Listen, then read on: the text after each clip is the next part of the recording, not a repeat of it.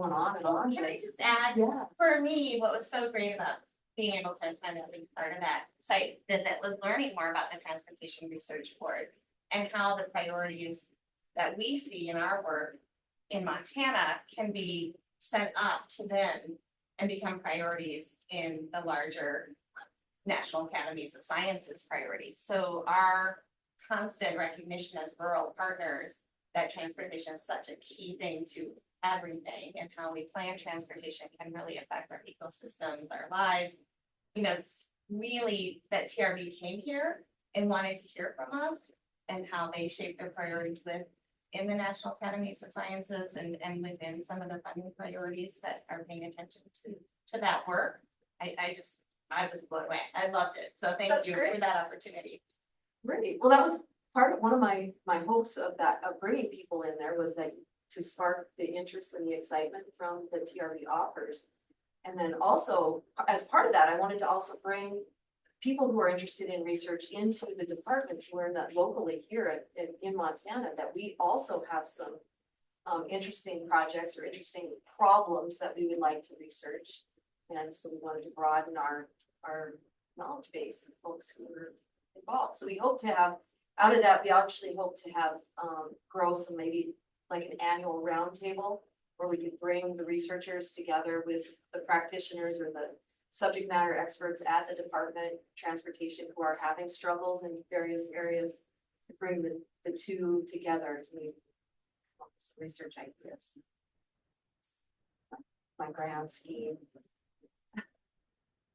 Great. Do you want to do introductions, and then if people have questions for Rebecca, we can maybe get those during the open discussion. Sure. Sure. Yeah. That's great. Thank you. And Stephen. Sure. Hi, I'm Tana Sargrove, and I work at the Rural Institute for Inclusive Communities. I've been there for about 13 years. Grew up in Ridenour, Montana. Went to Montana State University for my bachelor's. Came to UM for graduate school. And now I'm here. So excited to meet you all. Hi, I'm Susie Gallagher. It's okay to say. The Western Transportation Institute, but I will say we have staff all over and we're quite multidisciplinary and always looking for collaboration opportunities. My focus area is primarily on workforce development and education related work, so obviously there's a lot of opportunities. Hi, I'm Rebecca Gleason. I'm a research engineer at Western Transportation Institute, and I've been there 18 years now, which is crazy. But my focus is on, I'm in the mobility and public transportation group, so kind of focused on helping communities be less car-centric and more like pedestrian transit, rideshare, all the other options. So yeah, happy to be in Missoula and you all today. Hi, I'm Jordan Maloff. I'm in the CS department here at the University of Montana. Been here for about 2 years, and where I focus on machine learning and computer vision, and just gonna listen and hear what some of the problems are and see if we can't bring some of those tools to bear on it. I am Jennifer McFarland. I'm also from Western Transportation Institute at Montana State University. Prior to joining WTI, I have 20 years experience as a public health practitioner, mostly working in chronic disease prevention. I recently achieved my master's of public health from the University of Montana. So I'm really happy to be here today and seeing that there's possibilities for cross collaboration among different U of M education and research sectors, as well as MSU, and joining MTT on that diverse research that needs to be done. I'm Tammy Poor, Executive Director at Summit Independent Living. We are a Center for Independent Living, which is non-residential. We are advocacy for people with disabilities, which is all disabilities, age, any age. We do a lot of policy work, legislative work. We do work with individuals to remain or become as independent in their community as possible. And that can't happen without accessible transportation in their communities. And bike, walk, trails, everything has to be accessible. So that would be our focus always is looking at those aspects. Transportation is number one. I've been in this field over 20 years. Transportation always comes to the top, if not top three. It's right up there. Always transportation is an issue for employment, for access to the community, access to healthcare. Everything. It's always a priority for people with disabilities, no matter the disability. Transportation is number one. Almost always. I'm Alan Kugelberg, and I'm the Deputy Director for Summit Independent Living, and I work out of the offices in Folsom and in Hamilton. And I echo everything Tammy just said. Thank you. Hi, everyone. I'm Maya Pedersen. I am a research assistant professor in the School of Public and Community Health Sciences here at the University of Montana. And my work has primarily been in health promotion and chronic disease prevention. So I come to transportation by way of thinking about social and environmental influences on physical activity and walkability and pedestrian safety. And I'm really excited to be here today. I'm Scott Whittenberg. I'm the Vice President for Research here. Oh, and online? Hold on, I gotta go to speaker view and then. Wait, just kidding. I'm so glad you're driving.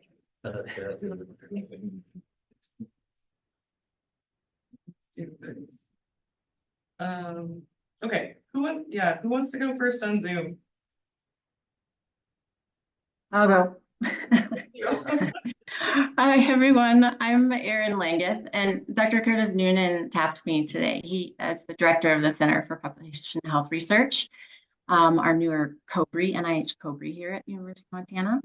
And I help out with the data and modeling core in the COBRE, CFAR, we call it, center. So we help researchers gather, acquire, manage all sorts of environmental health data, protected health data, et cetera, and as well as with the modeling that they have. So I'm here to listen and gather information for our researchers. I also wanted to throw out that I also received, years ago now, worked with MDT on a connectivity, pronghorn connectivity question along the High Line. So we were evaluating fence rehabs and how that affects pronghorn connectivity. So I'm going to throw that out there. You mean like animals, Erin? Yeah, animals. Oh, Yeah. Fence modifications were going on up there, and we wanted to understand how pronghorn were affected by those all along the High Line. If you know, pronghorn do not jump, so they hit fences and it becomes real problem.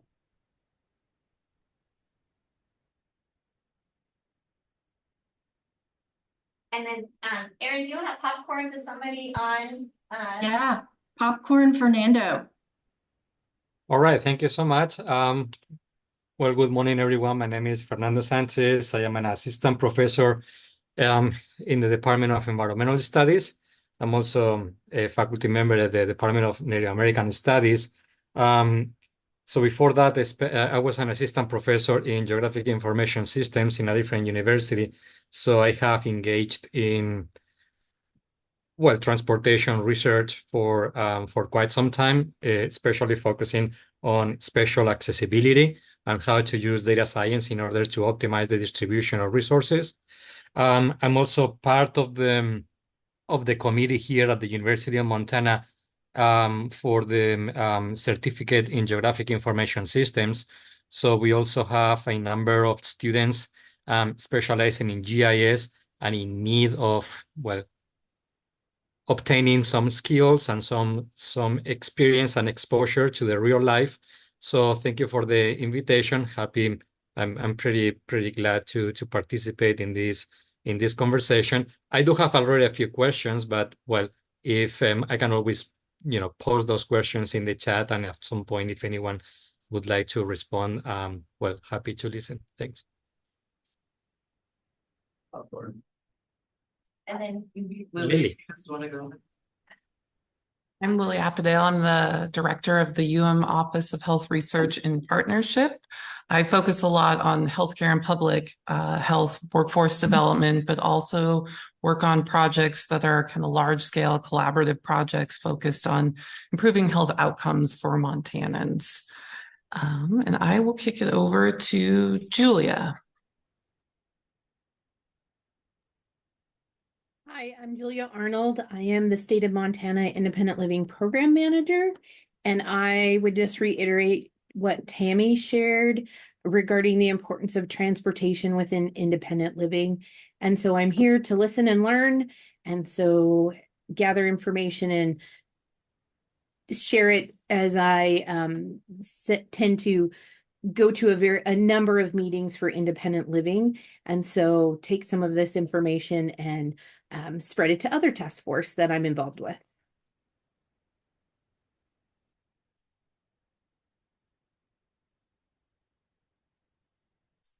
Oh, I will pick Rebecca. Oh, that's Oh, me. Rebecca's the first. Robin's the only one left. Yep. Great. It's not showing up. Oh, is it my turn? This is Robin. Is it my turn to go? It's your turn. Sure. Okay, yeah, sorry, folks. Well, hello, everybody, first of all, and I am in a low connectivity situation, so I'm not doing my video right now. I'm the director of and an associate professor of the environmental studies program here at UM. And my research is largely on environmental justice, so I'm interested in transportation access, sustainability, and transportation.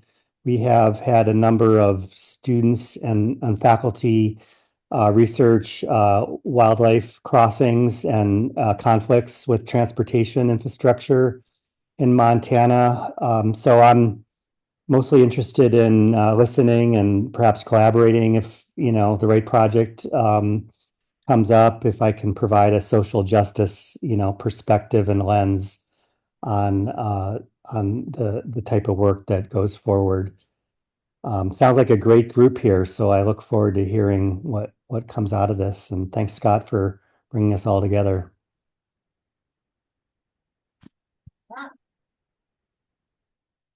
Rebecca, thank you so much. I want to echo that from Robin. Thank you for bringing us together in this opportunity. I really appreciate it. And I think the next thing on the agenda was for you to share some about the amazing projects.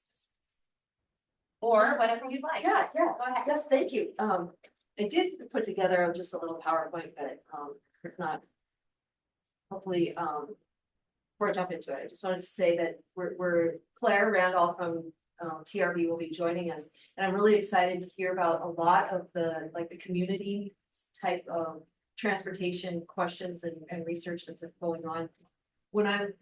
The TRB does an annual meeting every year. It's kind of their showcase of all of the research that their communities have worked on.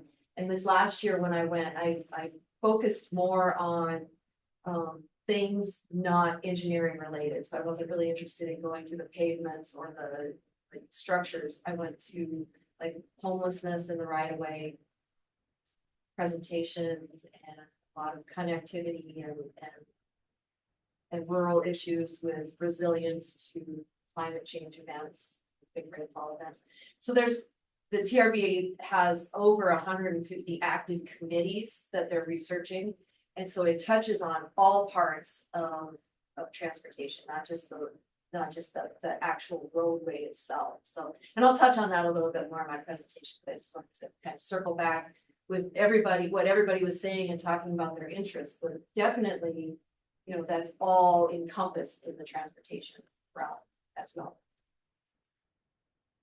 So I will attempt to share my screen here. Not very good at Zoom. Oh, the host disabled participant. Oh my God. Screen sharing. Sorry about that. But I give you a heads up. Thanks. And if I can't share, just talk.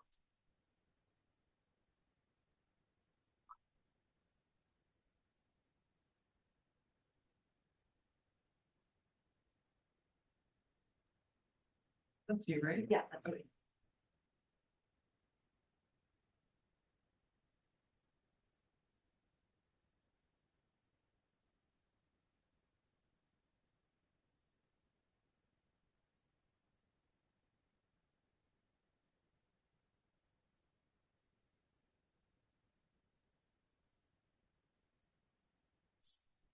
The blue cherry arms. Yeah, you can see it.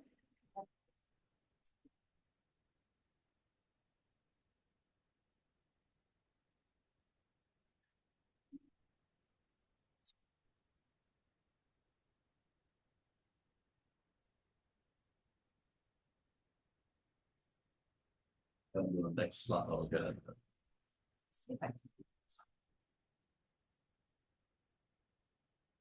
All right, so I'll tell you a little bit about myself.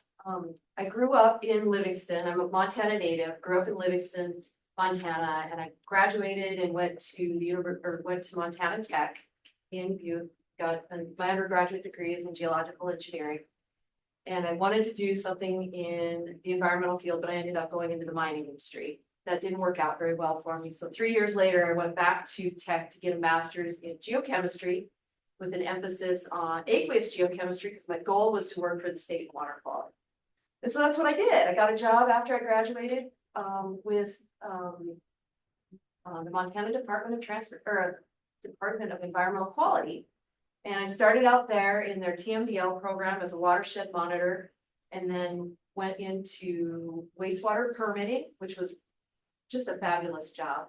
Both jobs had me assigned to what's called the Lower Missouri Basin of Montana. So it's everything that flows into the Missouri River from Great Falls to the North Dakota border. So I think I was very lucky in that I got an opportunity to get to know Eastern Montana the way other people won't. You know, or Northeastern Montana. You know, I got to go and do the wastewater facility inspections out there, mostly lagoon facilities. And it was just fabulous and very interesting. Yeah. So then I progressed into writing mining permits and doing groundwater discharge permits. I took then a position with the underground storage tank cleanup program. Actually, I should say the petroleum storage tank program, because a lot of Montana's petroleum releases are from above ground storage tanks. That was a fun job. I managed that program for about 9 years.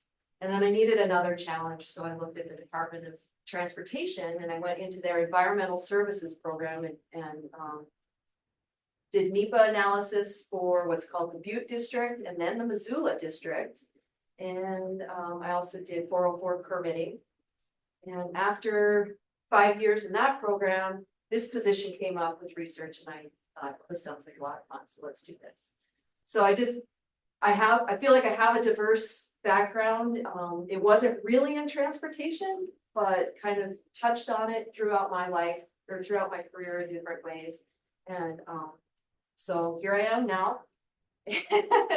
And before you all, hoping that we can start a collaborative working relationship so that down the road, maybe we can have some projects together. So today I'm going to just briefly talk to you about like why does MDT, why would the state do research projects from the transportation standpoint, give you a brief introduction to MDT, and then talk a little bit about some of our current research that's going on. If I say anything that is confusing or you maybe think that I'm contradicting myself or you just have a question, please just jump in and ask. I want this to be just really an open forum. So why would a research program or why would a transportation program do research? It came about at least as far back as 1980 when Congress told FHWA, the Federal Highway Administration, to dedicate funding specifically to research. So we have a code, we have a section of the code that is specific to research. It tells us that we will spend a certain amount of our annual program on research, and that that money can't be taken away and taken into another program. It has to be, we have to have controls on the research. And then we're supposed to do peer exchanges with other states. We have a nationwide consortium of research managers where we get together on a monthly basis and talk about how our programs are evolving, what problems we're dealing with, how we can become more efficient and effective. And the basic reason why FHWA supports and does the research is because they know that we can do better with our scant federal funding on highway projects. We can become more efficient, we can learn, we can become more effective, we can save money and do a better job. So we get a certain percentage of our annual program, and our annual program is all of MDT's budget that they use for highway construction or upkeep. And it's roughly, our Montana's highway program is roughly about $500 million. So we get a tiny percentage of that. And so my annual budget is roughly $3 million. And so this little pie there just kind of shows generally how that $3 million is used every year. We have probably about 30% or roughly about $1 million is individual research projects. And then we have this almost half goes to the national research participation. So that's, we pay based on our annual allocation, we pay a percentage to the Transportation Research Board.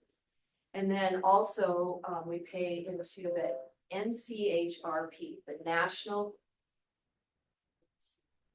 Cooperative Highway Research Program. And I'm looking at my WTI friends here to make sure I got that right. It's another, it's associated with TRB in the Academies of Science, and they support research. They are together, but they're also separate. And so we do have two separate payments that we make to those two organizations. And then we're also participating in a lot of pooled fund activities. This is a really cool concept that FHWA offers, where states and FHWA and academia and private institutions and other governmental organizations can pool their resources to tackle big nationwide transportation issues. And so we participate in about 15 of those pooled funds, and Montana actually leads one called the Traffic Safety Culture Pooled Fund. And what we're looking at with that pooled fund is how can we change culture to help save lives, to help us get to Vision Zero. And so we have about 17 states participating in that effort. We are partnered with another research entity with Montana State University, the Transportation, or the Center for Health and Safety Culture. They help us do research with that pooled fund. Pooled funds run for 5 years, so we're getting ready to start our third phase of that pooled fund. So if anybody has any questions about pooled funds, just we can let me know that. But there again, they cover the whole range of things that touch transportation issues, from climate. We're looking at, there's several UAV pooled funds that are starting up now because use of drones for transportation issues is really starting to take off, and they need some help. I like to take off. Yeah. I wish I could say I planned that. A couple of questions. How is because I think WTI is a member of some national collection or organization as well. Don't you have a special designation? We've been part of a university transportation center, UTC. For quite a few years. We applied, it's a national competition to do it, and we did not receive funding for it moving forward this time. But yeah, we have on and off over the last many years been a university transportation center that leads research. Yeah, because I was down at the University of New Orleans, they were part of UTC as well, so yeah. And then on your green part, you say research projects. How many of those are basically internal research that you do within MDT, and how much of that is done at universities or other organizations? Great question. So we only incubate the idea. We do not do any of our own research. We contract it all out. And our preference is to go with Montana schools first. Sometimes a relationship can be built during the idea stage with another university's So we are getting ready to go under contract with, University of Mississippi for a UAV project, because they established a relationship while they were building the idea. Then, if we don't have anybody interested in our research project, we'll go out for an RFP. We had to do that for several this spring.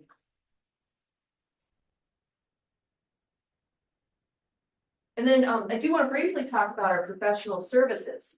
So my program is small. I only have there's 4 of us total. We have a professional librarian. And I think that's, and we maintain a transportation library at MDT. So I think that's an important thing for you all to remember and to know about, that our librarian is a resource that you all can tap into. And I'll give his name and his credentials at the very end, but like even just go to our website and find it. And then we do interlibrary loan too. So if there's ever any of these documents, like from the TRB or the NCHRP that you're interested in, that you can't get here, let us know. We'll help you out. Does your library maintain databases as well, or is it more kind of traditional library resources? It's more of your traditional type of library, yeah. But I might have you elaborate more on that. I don't know what kind of databases are there that we could potentially. I'm really curious, what kinds of publicly available data does MPT collect that researchers or students could be utilizing their work to inform their questions and to build their partnerships? Great question. So I thought about how to explain, what it is that MDT does, and it's just like, but then I backed up a little bit and thought what you all might be more interested in is just the topics that could be fodder for research. And so it's more than just designing a highway and then trying to maintain it. We have planning. And it's not just planning of the highway, but we do, we have safe system for all planners that are involved in that, and connectivity. We have a legal division, civil rights, environmental services,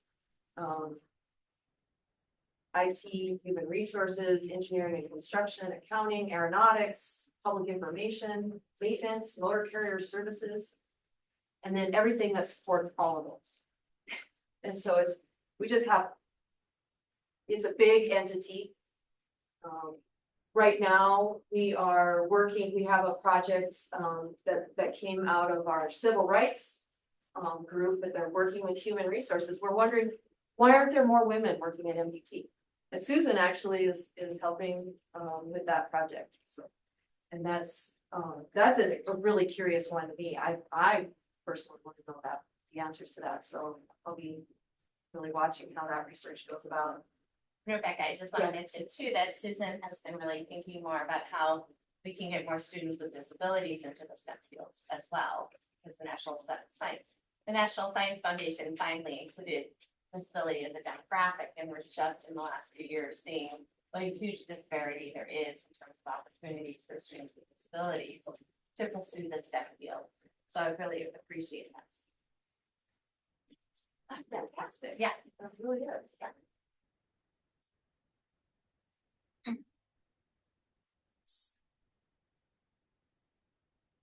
So I put a few titles up here of some of our current research that's going on.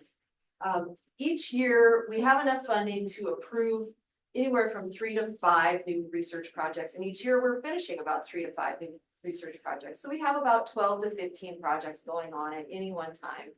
Typical transportation research project goes on for about 2 to 3 years.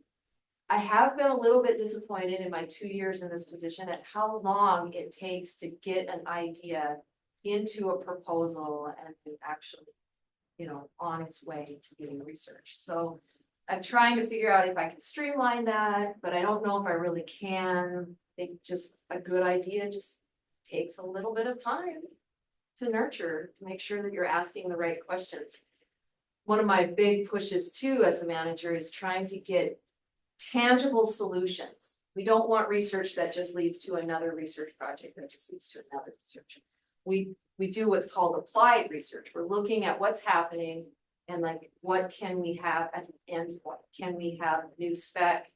Can we have some new guidance for our HR? Can we have a new tool such as the drone in the box solution for deploying without a pilot? Can we actually do that? So we're looking for actual things to put on the ground. Now, it's true, sometimes research just doesn't lead to that, and that's okay. And sometimes research shows you that there really isn't a solution, and that's okay too. But we're just trying to ask the questions and then trying to really narrow down on what is the problem and then come up with a solution. So the first one up here is effective wildlife fences through better functioning barriers at access roads and jump outs. This is one that is being led by WTI, and they are working with the Missoula District maintenance, MDT maintenance, to see if there's a height for jump outs that will allow deer to get out of the highway corridor and not come back in. And so that's part of that. And then they're also looking at better functioning barriers at access points. And so what that is an electromat. And so they've got cameras out there with this electromat over an access way onto the highway. And they're looking at how animals behave around that electromat. Are they avoiding it, or are they just ignoring it and just going over it? And I think there was a little bit of evidence that padded animals would just continue over it. So we actually extended the research so that we can continue to watch the behavior through the cameras. And it's really, really interesting to see the images come back because they go all 24/7, so you get nighttime images of them. So that's pretty cool. Who's doing that research? I'm sorry. Well, it's WTI, it's a Marcel. So it is one of these more internal research. Yeah, so these are all MDT research projects. Oh, great. These all started within MDT. On 93, they wanted to figure out could they get the critters off of the roadway more effectively than what they have been doing. That was the question. And then we have effectiveness of highway safety public education at Montana motor vehicle registration stations by streaming of a variety of safety content. Again, this is an MDT idea. They worked with Jamie Sullivan with the Rural Road Center that's associated with WTI. And they put out streaming safety content streaming videos at DMVs, and then surveyed the people that had watched them to find out if those videos had any effect on their safety choices as drivers or users of the roadway. So that was a really fun project. Unfortunately, their testing occurred during COVID, so they didn't have as large of a data set as they had hoped. But the data was still promising that people are influenced by what they watch. And they also, a lot of people that were surveyed reported sharing the information with their family or loved ones. That project is done. The wildlife one is ongoing. This future of transportation funding in Montana project is an economics question. This one comes from Montana as well. And what our accounting division is asking, what is going to happen to Montana's revenue from with the conversion of fleets away from gasoline or more efficient use of fuel? Right now, all of our funding for roadway construction and maintenance comes from gas tax. And as fleets are not going to the gas tank or gas station anymore, or going to purchasing fuel that way, what's going to happen to our revenue? And so their aim is to get a document or data and information in a way that a legislator can understand, so that they can help inform the legislators on the issue, so that maybe some decisions and some planning can go into future funding. And then the last one that I put up here was the evaluation of renewable sources of power. on MDT owned buildings and facilities. And so what we're doing with this one is looking at how much can we save if we were to put in renewable energy on our buildings. So whether that be solar or some sort of wind or heat pump or a combination of them, and we're looking for like the solution out of that will be kind of like a menu that the administration can look at and say, okay, we're gonna put solar and a heat pump at this location, and we're gonna do this and that at this location. So that project has not gone under contract yet. So that's kind of just an example of some of the research that is ongoing right now. We have a website. This is our research website webpage. And from this page, you can access under the research picture there, you can go and find what kind of research projects we have right now and see what we've completed in the last 5 years. We only maintain those sites for 5 years and then we take them down. Each project has its own paid website and it gets things are uploaded to that site so that the public can see what we're doing and what the findings were at the end of the research project. And so here's my contact information, and Anders, the librarian. Please feel free to reach out to either of us with questions. What my role is in talking to you today, and then also at the department, is to try to build these relationships and try to get the people together who want to either do research or who need research. And so that's really what my role is. I don't have a whole lot to do with the ideas that come out. After hearing some of your areas of expertise here today, though, I probably will go back and talk to several people in our planning division. They're the ones that are interested in the connectivity, and they're also tend to be the ones that don't put forward a lot of research projects. So it's a good opportunity to see if we can't get them more excited about asking research questions.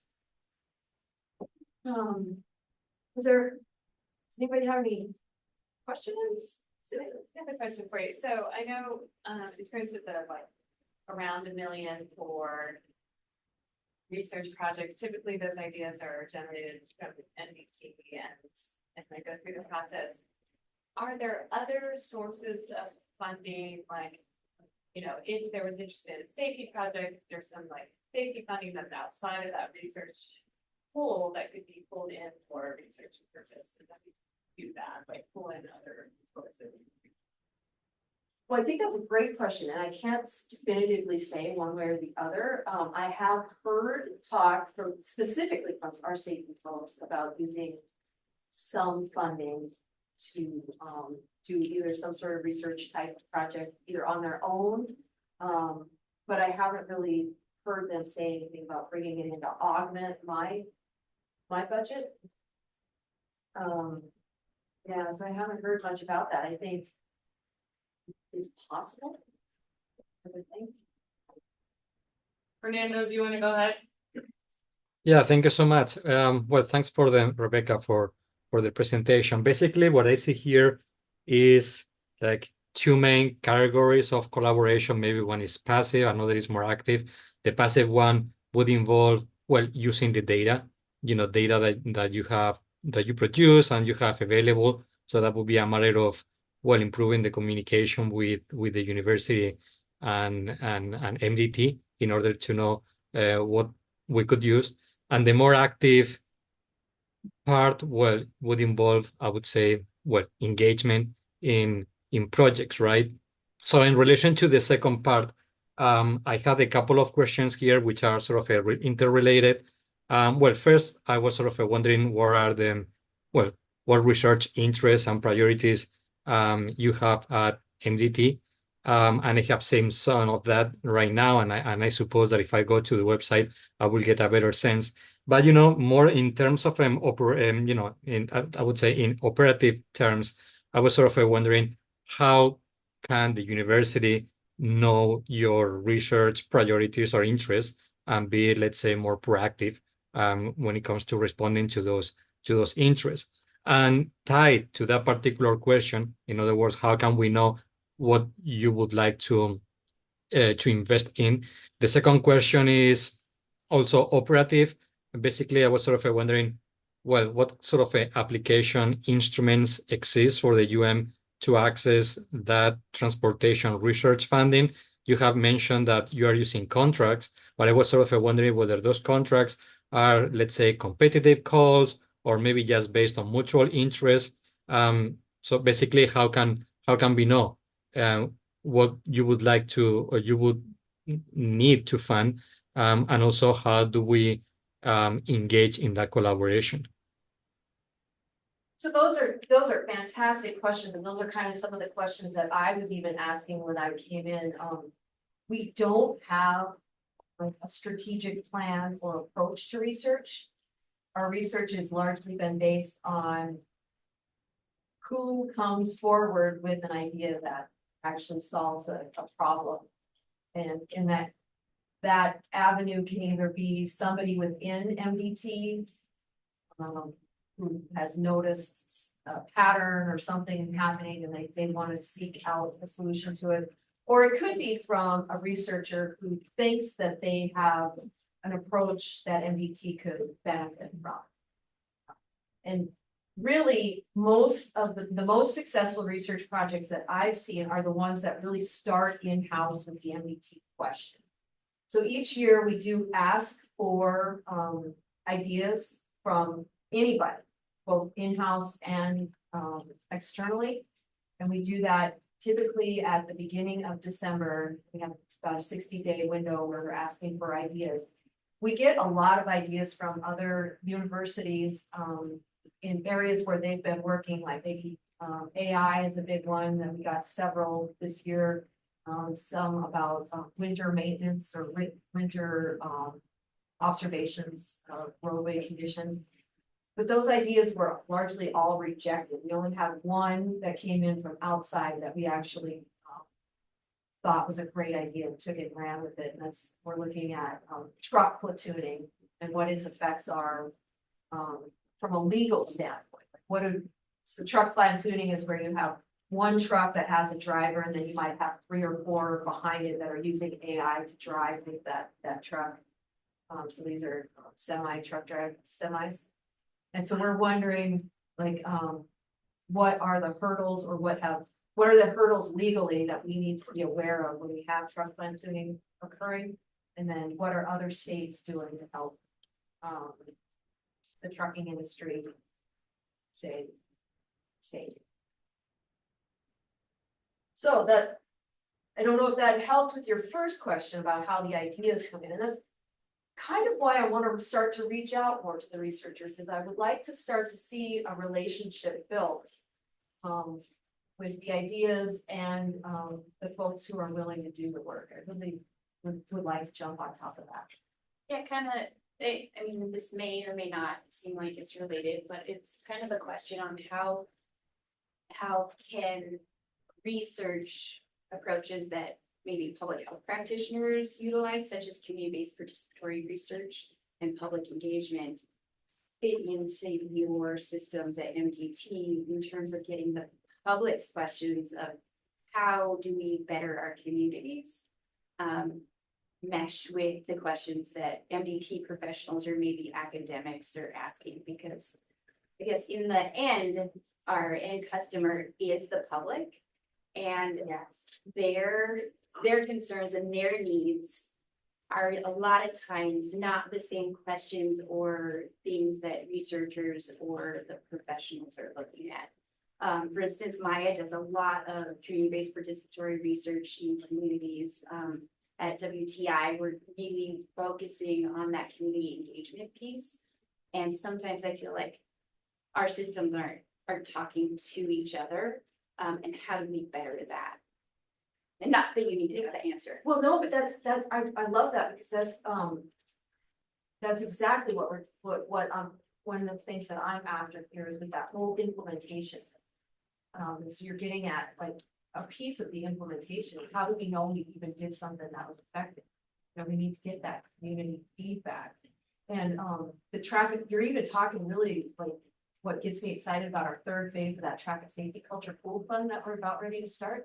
That's what the group of states is really all about. They want to know, has our research done anything? Like we've had several research projects that have offered us tools on how to talk to communities about a more positive safety culture when it comes to traffic, but is it even working? And then we know that there's like that 12% of the population that refuses to buckle their seatbelt. So it's like, well, so how do we reach that group? What's working with them? So we really want to get more hands-on and find out like what resonates with people and what do they respond to and how people really affect change culture. I had two answers, by the way, for a couple of questions. For Fernando's, y'all sent, I remember you used to do it, I think you may still send me an email once a year saying, hey, MDT is looking for research ideas. And I sent that out to our listserv, so, but it's only once a year, so if you're not looking at it that one moment, you might not see it. And it's finals week, right? Yeah, exactly, yeah. Another thing is on other funding, are you aware of the EDA Regional Tech Hub and the project that involves MDT? I don't think so. Oh, interesting. Because the EDA Regional Tech Hub was just announced, state got $41 million. Within that, there are component projects. One of the component projects, which I'm the lead on, is in test beds. And one of the test bed projects in there is joint between RDO, which is a distributor of John Deere equipment, and MDT for on and off highway stuff. So there, and so I can't remember how much money is there, but so there is a potential for other funding through that mechanism. Each one of the test beds is setting aside several $100,000. I don't know how much is in their project for projects that people can pitch or say they want to work on. So there's another source of funding from these.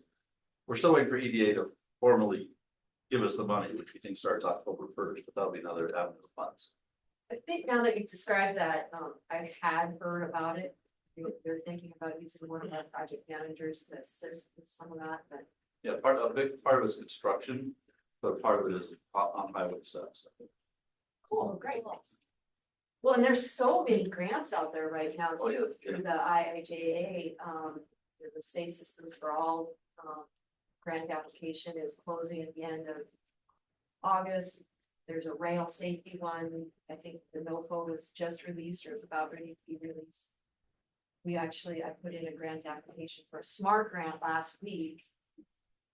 So there's a lot of federal money out there. There is, and it's kind of just, and that's where this networking is so important, so that you can hear what other people are doing and participating in, so that more in the know of what's going on. I do want to go back though to Fernando's question also. Well, now I'm going to backpedal a little bit. So we do have that one organized call for research ideas that we do every year, but we also are open to research ideas anytime. So I wouldn't, like, if you have something that's like you're thinking about right now, let's talk and I can help you try to find the right people now. You don't have to wait until you get that email out. I just don't think that I shouldn't denigrate our faculty, so someone in the room. I just don't know that when we hear transportation that we realize the breadth of the things that you might fund. So I don't know how we get that word out. I think there are things that people can't work on within the range of things that you do, but when we hear it, it's like, oh, transportation, I don't do that. So Right, well, and that was like with that economic project that we had, we did try to reach out to the economics department. PBER is on the show, that's the study for you. And we tried to reach out to them and we didn't get any response back. And I would have loved to have gone with them. We had to go out for an RFP. We lost a year as we were trying to reach out to their supervisor. Yeah. Oh, yeah. Yeah. Well, there you go. No, but now I know. So that was one of my goals, was to get to know you all better. Find out how we can, because yeah, that's the big point, is that transportation is much more than just engineering. Much more. That's why I wanted to say that the Transportation Research Board had over 150 committees that just have everything. They're talking about a lot of stuff. Yeah, to Scott's question a little bit. So yeah, when I think transportation or even I guess, the more granular set of things you work on that you presented earlier, I guess I'm wondering, is there a place where you all present the problems specifically under any of these headings that you're working on? Because otherwise, you know, if I put a proposal, for example, it would feel maybe like a shot in the dark. And obviously, I can talk to you all and understand that better, but is there some literature somewhere where you guys can say, here are the big problems that we have? I really wish we could. I know that sounds like a lot of work, just what I'm saying, somebody's gotta do that. Well, you know, and some states do, so, and I have talked to our administration about being more strategic. But they also kind of don't want to, downplay those problems that are overlooked when you have like strategic goals. So they wanted to keep it more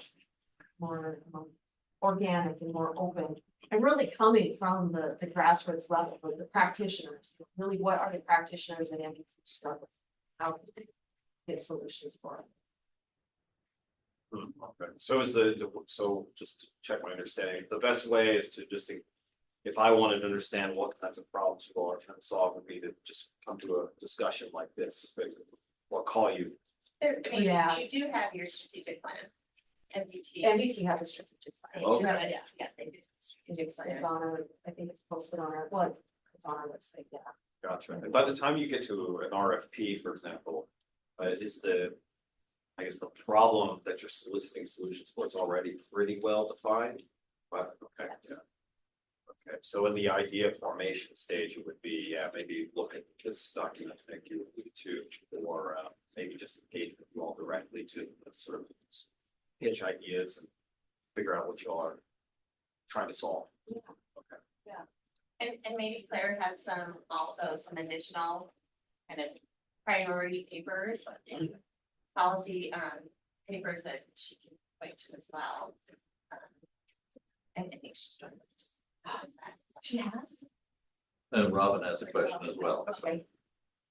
Yes, hi, thanks. This is a great discussion. I was just wondering from Rebecca if there's any interest or if you could perhaps provide some background on the electric charging station network that that's been developed around the state. I've been reading some articles about things like vandalism at of charging stations, and wondering if there's any interest or need for user surveys or analysis of use of those charging stations, and sort of what sort of, I know a lot of that's provided, funding comes from the infrastructure, the federal infrastructure legislation. And so is there a need for evaluation work also with those? I just want to get your thoughts on that.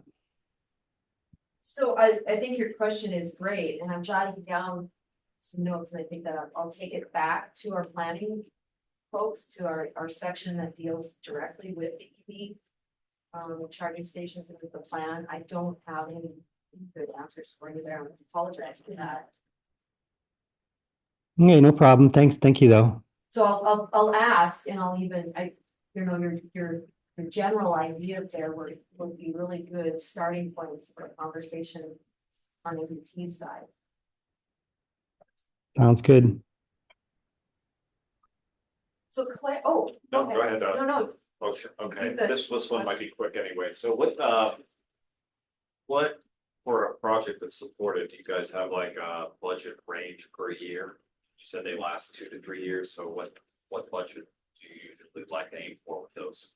Yes, and so that's something else that we're hearing a lot about, both with our researchers and then nationally. I think it's being talked a lot about this whole concept of putting a best guess budget at the very beginning of a project. We don't even really know what's going to come about.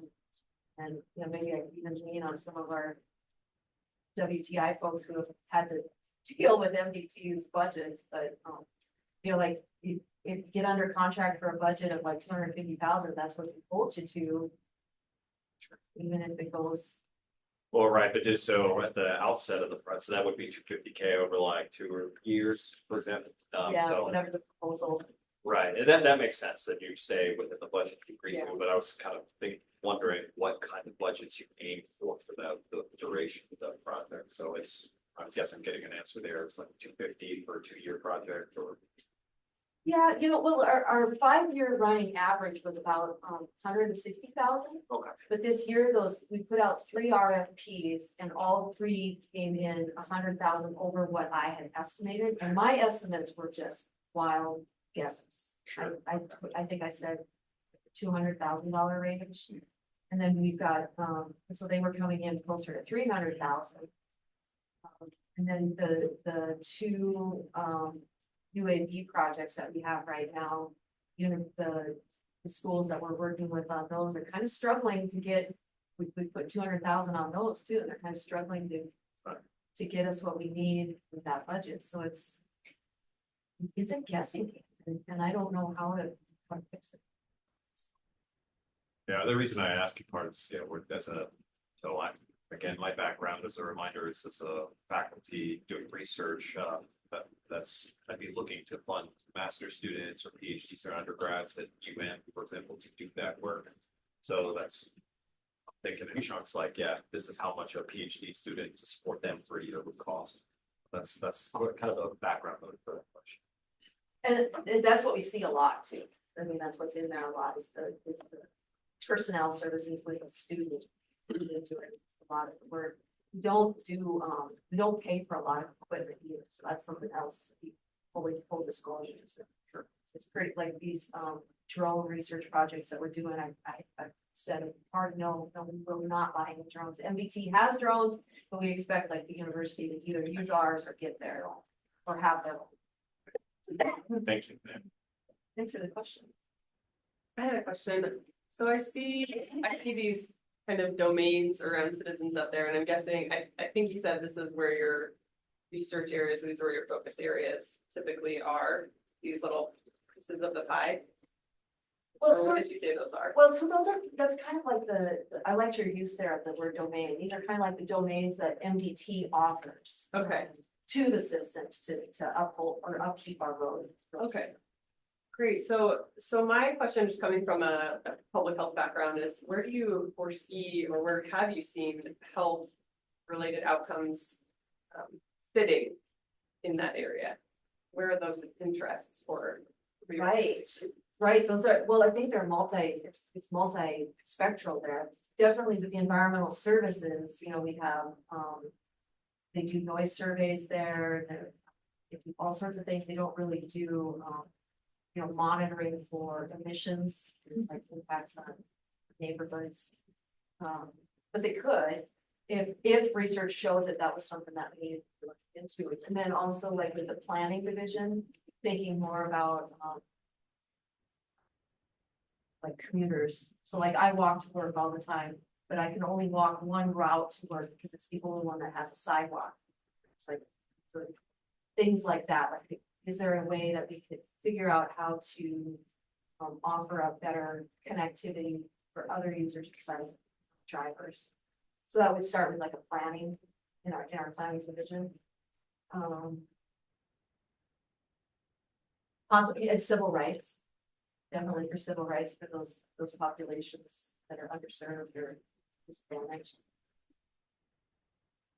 Okay, great. So it sounds like if there are potential interests, then we would route ideas or questions to you and you would route them to the divisions that are most related to those questions, or should we target divisions when we're thinking about questions? Yeah, good question. Yeah, I think like if you had something you kind of concept in mind, if you gave me a call with that concept, I could try to figure out who I could start with, getting you in contact with. Maybe another way, just to pick up on your line of inquiry, Maya, is like, where do you see Vision Zero in those domains? Is it cross-cutting? Where do you specifically see the reduction of traffic? I think it's in the behavior, it's in human behavior, so it should be Can you talk up a little bit? It's hard to hear way over in the corner. Oh, okay, yeah, I would say it would be part of human behavior, so that would be. Well, in our planning division is where we have the safety folks who are active in that traffic safety culture. But then in our engineering division is we have the folks who are actually like looking at the engineering side of safety and production of Vision Zero. But really, you know, we can engineer a highway to do anything. It's that getting the people to recognize that when they're driving, that they're driving, you know, stop texting, to stop The drinking. public information side is the one I mainly thought of, Oh, okay. the public information side of it also would be a big player. Yeah, we do have a PIO, but we contract out a lot of our public communications, but yeah, you're right. I think it would be largely in the planning. Incredible to learn all the different interventions that you can put into the engineering and planning and the projects in the actual environment that can lead to the reduction of injury. It's I see a question in the chat. Fernando, you want to read it? Probably easier than us reading. Yes, of course. Well, I was sort of asking, I was wondering whether there is any restrictions in the way funds can be used. For instance, I was thinking of maybe tuition waiver for students are not allowed, or publication costs are not allowed to be part of the contract, or maybe, well, this might be a question for Scott, or maybe there is a cap for indirect costs. No, So I was all indirects on everything. Just joking, by the way. But that's been my stock answer. Yeah, you have it. It's your starting place. Well, she already said no equipment, or not, you didn't basically say no equipment, but you're unlikely to fund equipment purchases. Right. But we do pay for people, Yeah. personnel. So how, and I would guess, it's just my guess, that how the university couches it, like is it a tuition waiver? Or how they do it, I think that's on the university side. Well, we charge the grant for the tuition. Yeah. So it's not, I hate the term waiver because we don't actually wait it. It's charged someplace. Yeah. And do we charge the grant or do we charge the general fund? So. But you wouldn't pay tuition for graduate students? Well, no, maybe not not tuition, but if they were like employed as part of their graduate program. Yeah. I guess that's when I heard the waiver, that's what I was thinking. That'd be the stipend portion, so yeah. I'm thinking just about some of our data folks in the room and just the tremendous amount of data that NDT collects with other state departments of transportation. I mean, it's huge, right? And in this age of data integration, and I'm just wondering if any of the did you say 17 pool national kind of priorities? Is anybody just kind of doing that basic science of trying to bring the data together so that we can be understanding a little bit more all our different layers and using that for risk management, decision making? I don't know, that's, yeah, I mean, I think we've got a lot of real experts in the room when I think about just the kinds of data that we have to describe our real estate. It's across all these domains plus others, and just that project alone could help us really engage students in some basic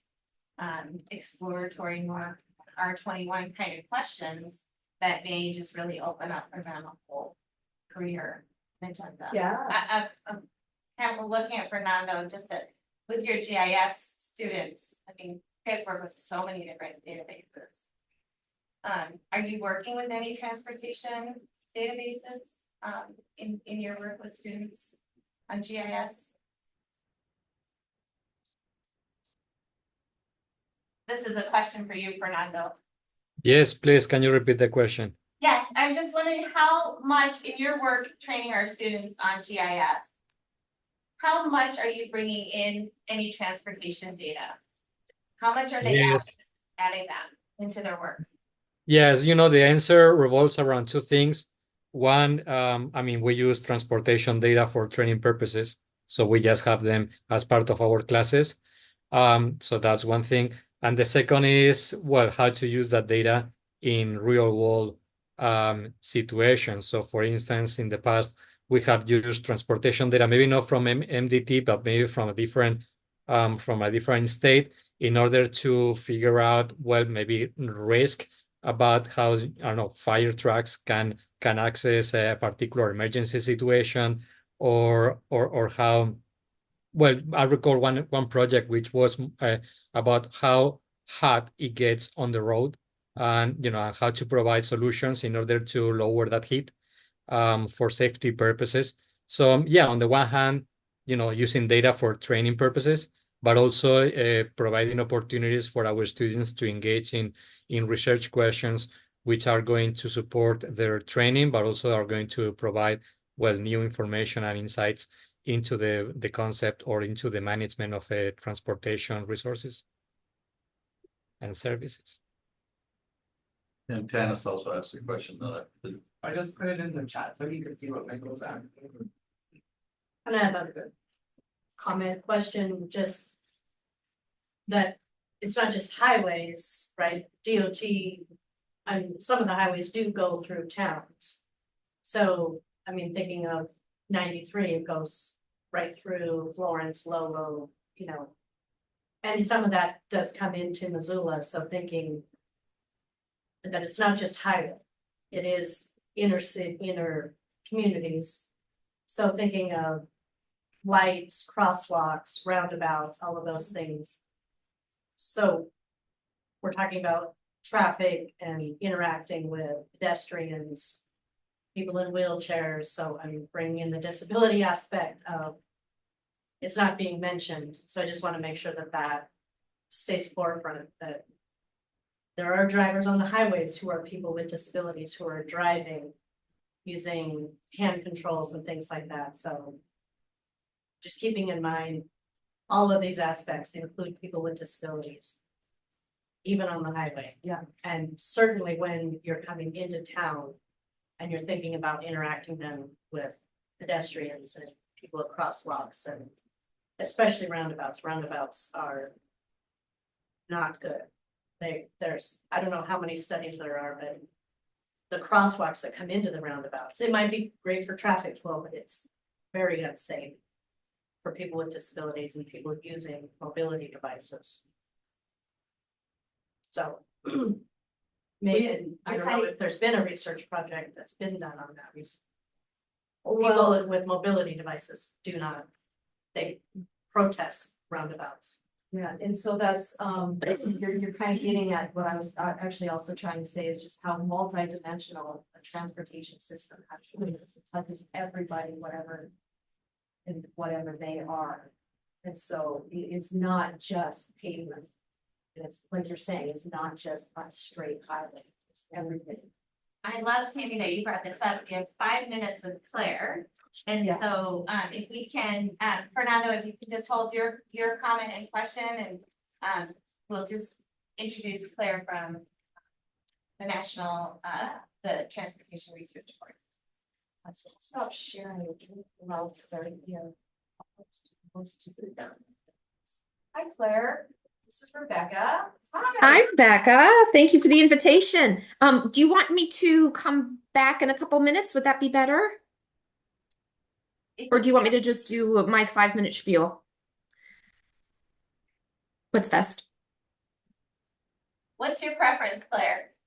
I don't have a preference. So do you have just a 5-minute spiel, or would you like a little longer time?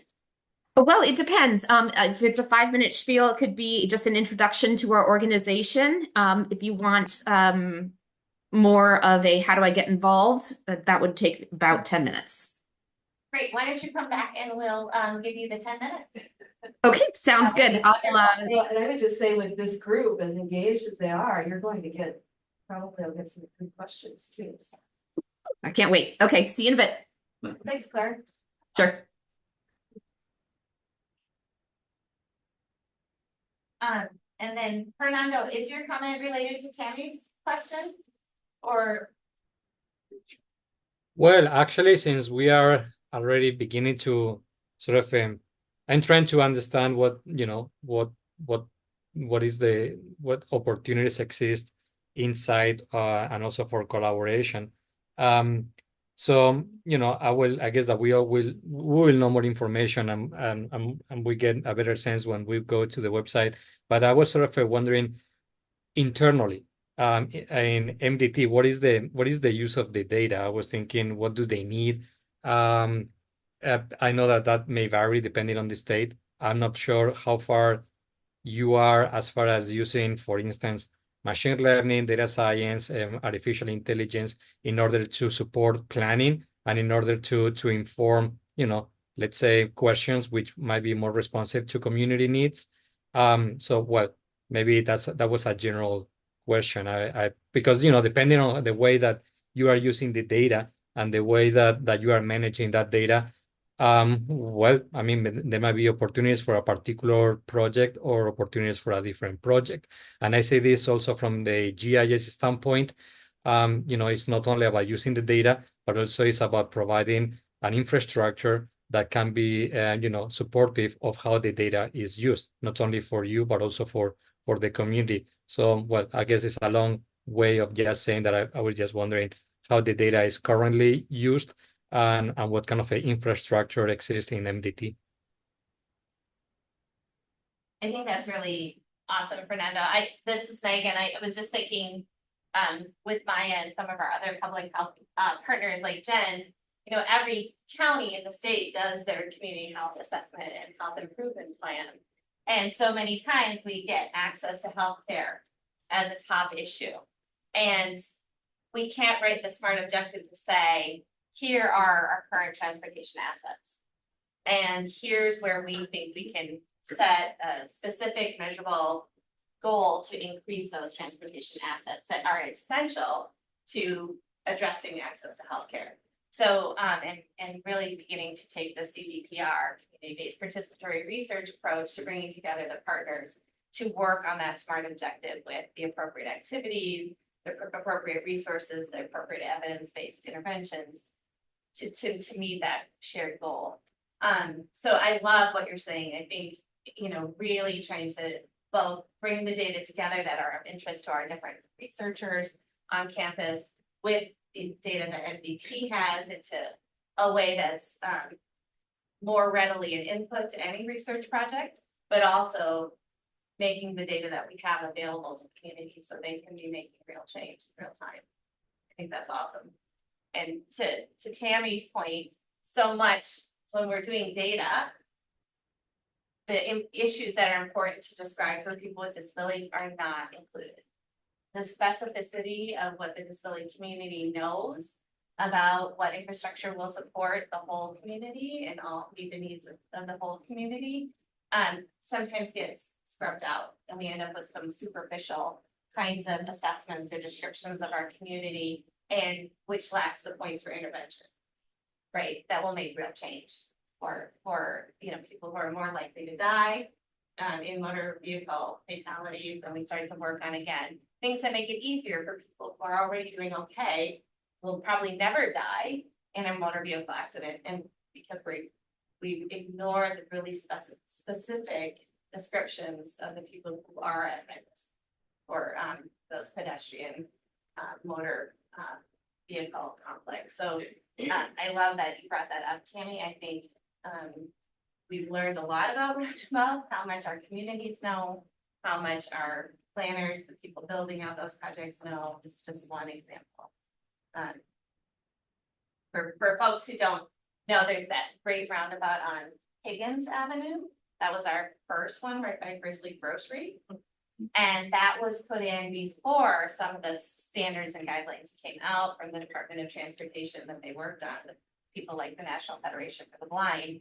All the crosswalks need to be put back significantly from entering the roundabout, and the vision for the pedestrians before entering the roundabout needs to really be heightened in a way that hopefully allows for some kind of compromise wanting efficiency for our vehicles, but also wanting safety for our pedestrians and bicyclists. So, yeah, I just really appreciate, both Tammy and Fernando bringing forward those points. Absolutely. And then just this conversation just reminds me of the peer exchange that you mentioned, thinking about states like Massachusetts, which has a protected bike lane design guide and, you know, with roundabout guidance, and like Washington State that has more complete, I've just seen a few webinars from folks there on complete streets and what they're doing, sort of bringing in states that are, have some of that more integrated into their systems, into the conversations, you know, is that part of the peer exchange, reaching out to those states that are maybe further ahead on some of those issues that are so important. We're not quite there with our rural state yet. But we have great opportunities to implement quickly, right? That's Yeah. the nimbleness of being rural. Is that, I love that. I guess that's my question, is that the kind of thing you're looking for, is like specific problems that like people see in the community, like a community partner, or not necessarily? No, but yeah, you guys are, you all know that is really opening my eyes, and so like, with Tammy's point there, I mean, one thing I wanna do when I get back to MPT is go talk to the planners, what do you know about this? Tell me more, tell me about this. If this is what I heard, do you know about this? Right, and there's roundabouts and circles, and it's all, I think that base is tracking a lot of this. Okay. Yeah, but in terms of, again, what gets implemented. They'll know it's only on MPT routes, right? So that. Yeah. What else is being built, like. Yeah. And Well, and that's another, you all are another avenue to that, because like I know Rebecca is working with, some traffic calming stuff that has nothing to do with MPT's participation. Right? You've Both mentioned some it a on little bit. neighborhood streets, but also we're starting to work with MDT. So actually next week, we're gonna install just some curb extensions on Highway 20 through West Yellowstone. The business community reached out to Matt Matson. They heard a presentation that he had done and were like, wow, how can we do that? And so we worked with Gabe Krieb and others at MDT to get an encroachment permit to do just like 3 curb extensions, 3 sets of curb extensions, like 2 gateway curb extensions to kind of make the street look narrower as people come into town and try to slow down traffic, and then we'll monitor the speed before and after to see how it changed. So yes, in a lot of small towns, you know, have Main Street as a highway, are interested in those kinds of projects. So we've done a lot on neighborhood streets and we've done less on MDT routes, and our interest, you know, I think there's a lot of interest in that. We would, the West Yellowstone project would be a great test case to see. So.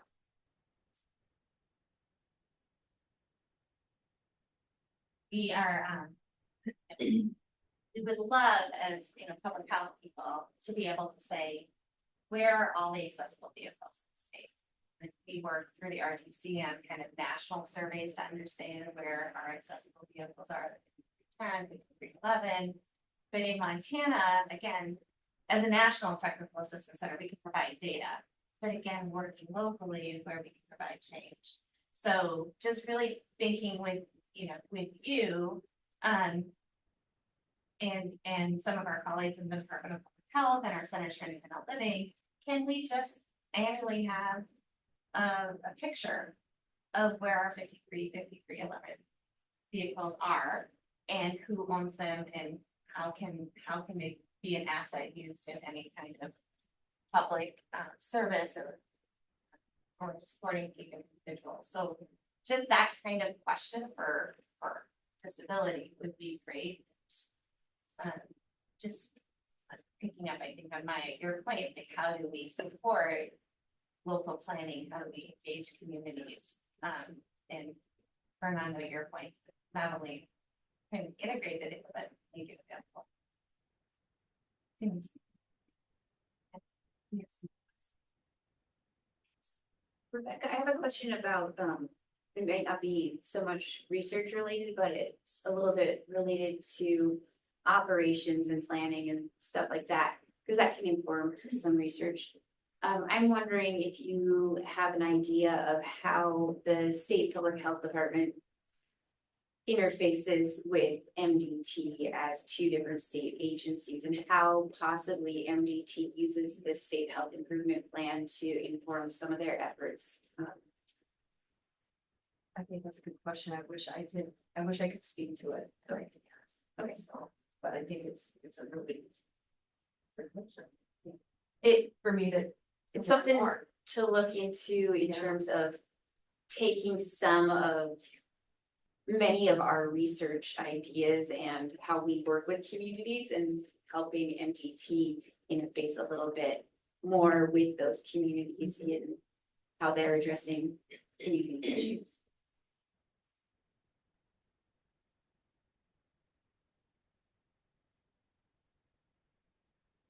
Yeah, that actually fits nicely with something I've been mulling over. I'm not quite sure how to ask it, but I'll try. Okay. In the spirit of kind of relationship building. So if there is a project, for example, I have a small project this year that is going to be using a citizen science and community-based participatory research approach to ask a small group of Native American older adults living on the Flathead Reservation about mobility and transportation related questions. So it's not, we're not connected to MDT at all. It's something through AmeriCoWalk, is the national organization. But is there a way that I foresee this project being a small project that could build and potentially spawn some interesting questions within MDT or within, you know, in those brainstorming sessions? And so is there a way to bring in someone to talk about this project, even if MDT isn't related to it, but like share kind of what's going on and maybe invite them to some of the meetings or have them, you know, just be learning about this type of work that is ongoing that's transportation adjacent? This is just an example, but is there something in your mind that's like a direct avenue to start building that relationship and to start kind of seeing what we're doing and learning how they might be more interested in taking it a different direction or similar directions? I would like, so this is just coming from me, just as an employee, not as a representative of like what the administration would say, but I would like to think that there is that possibility. I know of specific people in the department who it would be beneficial for them to, and I would hope that they would be interested in seeing what else is going on to see how they can better their jobs and their influence on what the state does. So I would hope so.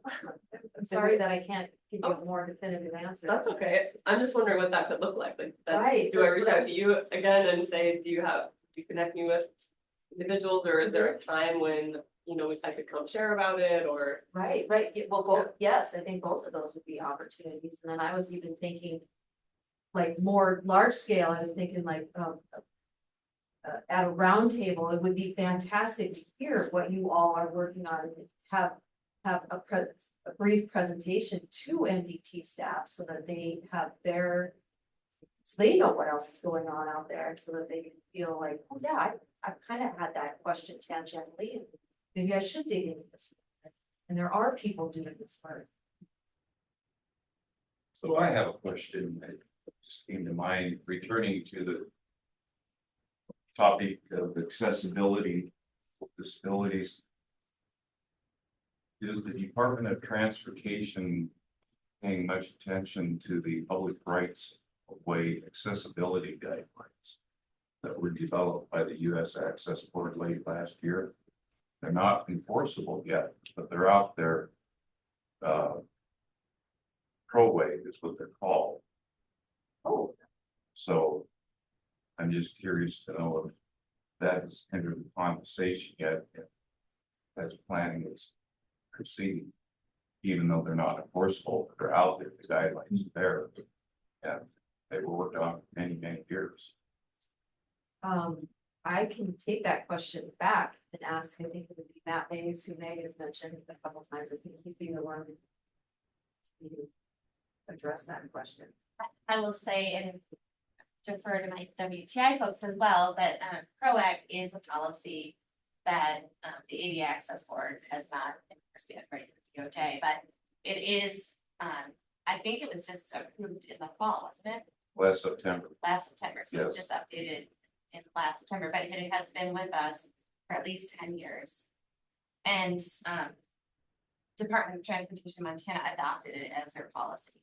Now, there was some, I would say drift, where they were like, we're gonna lean on this, and every time we get all of our equipment and all of our planners and all of our people out there, what ProAg does as a, like, a basic example, is if you're there to fix a curb cut on one side of the street, ProAg says you need to fix the curb cut on the other side of the street. So from an efficiency model, especially in a rural state, it just made a lot of sense to MDT to do.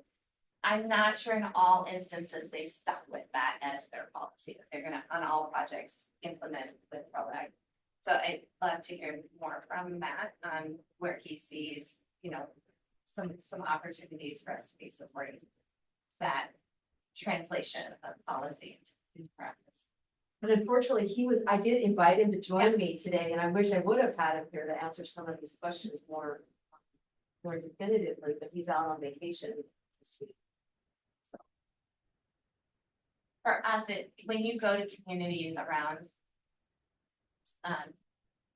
Southwestern Montana, I just got to go on that tour with Rick Bratz. He took all over Southwestern Montana, and all these towns, right, where you guys have kind of splitting, you know, where the route is Main Street. The MDT route is Main Street. It's a truck route, and we're also trying to get people to stop and shop and hang out. There's so much there for us to learn and bring together in answering research questions about how to have both happening at the same time.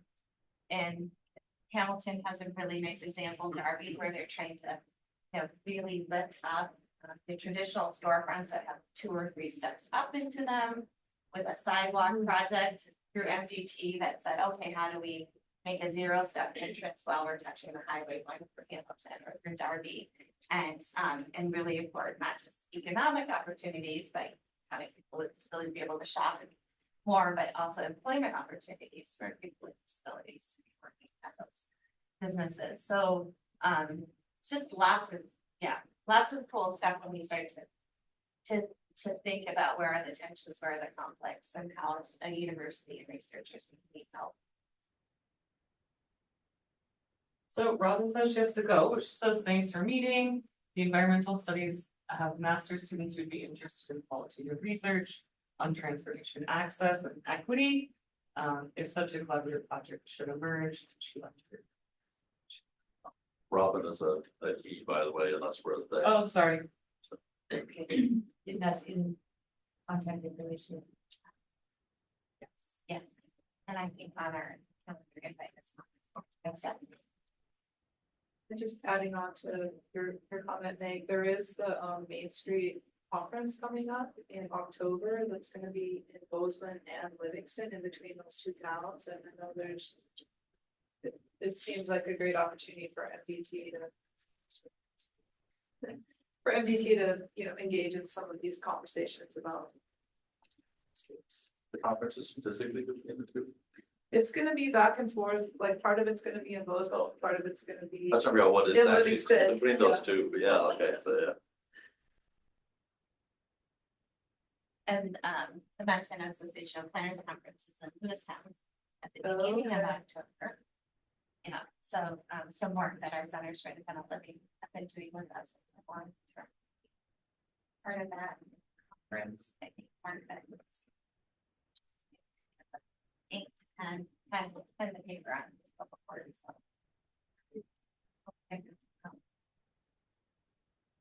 Yeah, I think he's gonna be at the Main Street conference too. Yeah, so he's presenting, I think, on the 24th, and so we might be able to do something with this. That Susan has really brought forward with a student, or no, faculty in engineering, yeah, we have to do something with her. So just trying to. Yeah. Which is a community engagement process, like, yeah.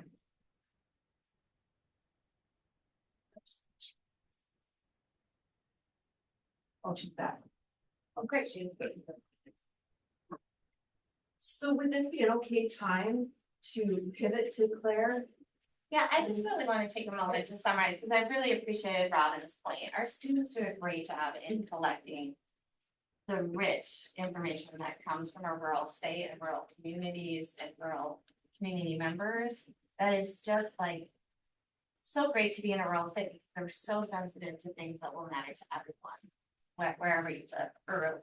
So the qualitative data that our students can be collecting and that you can help to lift up into the national agenda is so important. And then thinking more about some of the more objective data and how we begin to not just bring those what data we have together, but how we begin to expand the data that we have with those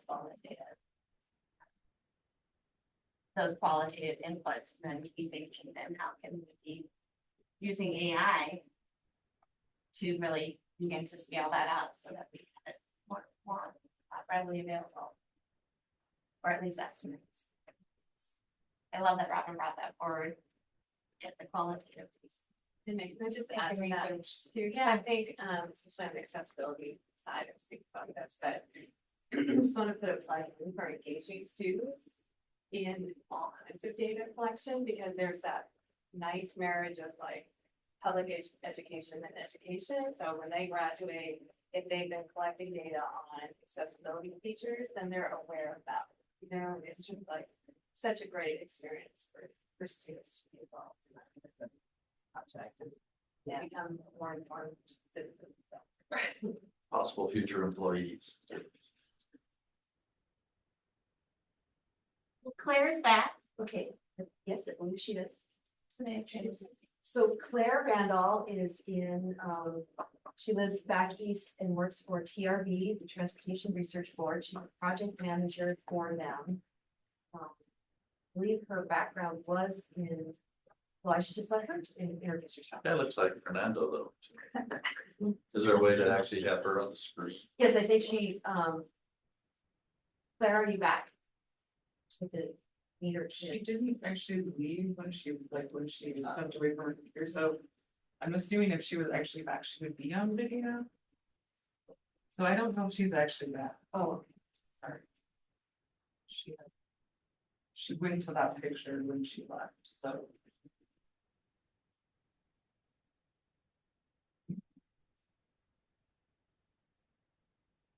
We asked her to join us at 1 o'clock, but we had such a rich conversation there that we had to ask her to go on.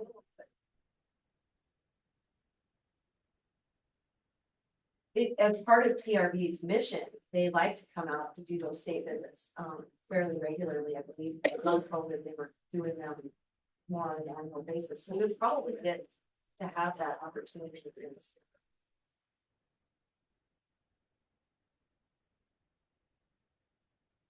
While we're waiting for Becca, could you say a little bit more about the pool projects that you guys have been involved in? It's, pool funds and why you've chosen two to be a part of. Well, so I don't know how many active pool funds there are right now. There are a lot, and it's, there's actually even a website a person could go to if you wanted to see what was being done.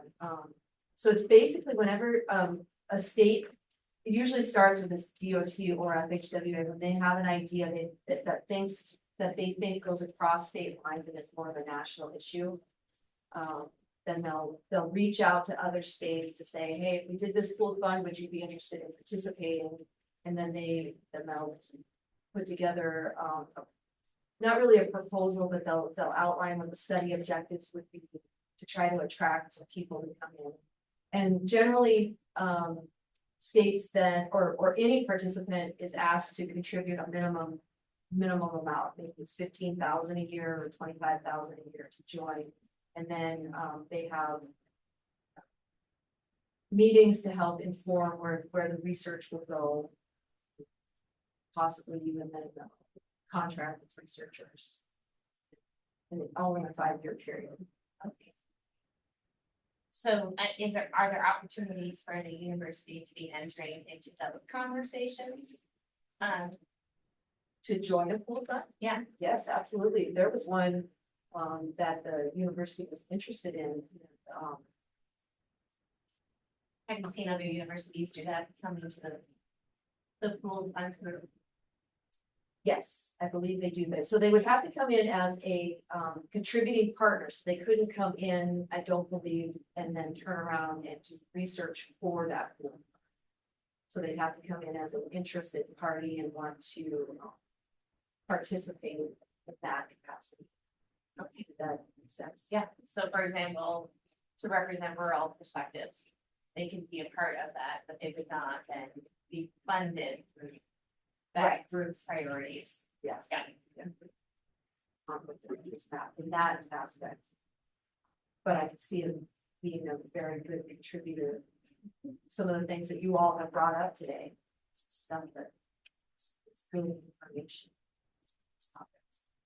So what I'll do is I'll go and I'll look at that Pooled Fund website and I can send you all the link to it. But I can even just look at it from, you could search it to see if there's, what there is out there for rural issues or public health type questions. Awesome. There were, you mentioned a couple other projects that I was kind of hoping there'd be some time to talk about, and you were mentioning that the Department of Transportation is looking into more virtual signage that would kind of announce using kind of audio. Which is super interesting to visibility, just, you know, I think I mentioned to you how much of that technology comes from the blind, low vision community and researchers who are blind and low vision. So the wayfinding where it's not just physical signage, that's more of a visual and communication of information, but more of that audio. And really builds out opportunities that we haven't had. Building physical signage is a huge undertaking, right? Whereas putting information into a virtual space that describes a route or what you're connecting to really is endless, the amount of information you can provide into and individualize. So can you say a little bit more about the project around MDT and signage? Am I remembering any of this correctly? Well, and I'm just sitting here thinking, I may have not had the same understanding Okay. that you did. Okay, great. So- Good. Here we are. Yeah, I mean, I really like what you're saying there, but what I'm reflecting on is I'm thinking that I might have been thinking about a project that we have, a research project that we're looking at down in Billings, on a busy intersection to better communicate. It's an intersection with 27th Street and the railroad, to better communicate to users that there's going to be an extensive blockage of the crossing of the train. Oh. Yeah, That so might be. how would the user get that information? Well, right now they're proposing to use just two virtual messaging signs. So that would not help those who are visually impaired. I'm sorry, why wouldn't? Well, would it? I mean, if they had a reader board up that said that the train was coming in 15 minutes, it Okay. was going to block the intersection for a perceived 20 minutes. Oh, okay. And they couldn't see that. So I don't know if the solution has an opportunity for audio Yeah. or even some Yeah. sort of virtual. Well, I think it has the capability for a virtual, so then that maybe there would be some sort of other method of delivery. Yeah, building that bridge between. If it's part of a mobile app, you know. Yeah. And that's where I don't know if it is right now. Folks use, they can give them the warning that says that this is now delayed, you know. So I apologize that No, I love that we're ideas. talking that way, because yeah, I think there's a lot that we could be thinking about together in terms of wayfinding and safety signals and temporary signage that could be put into this kind of virtual space. That if people had an MTT app, it could kind of be announced to them. That's, so we have, their partial employees, peers that work with Mountain Line Bus. And they work with them every time they do an update to their app, so we have blind and low vision folks that work with them. So their app is user friendly for their, so we have blind folks that use their app. And they're able to use, by themselves independently, ride the bus, know what stops they're getting on and off.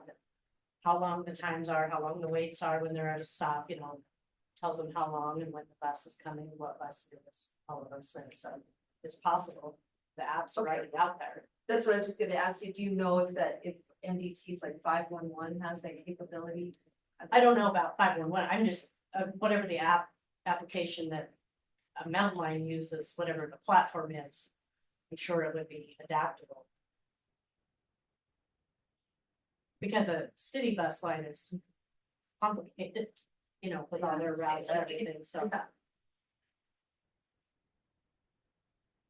Thank you for sharing that.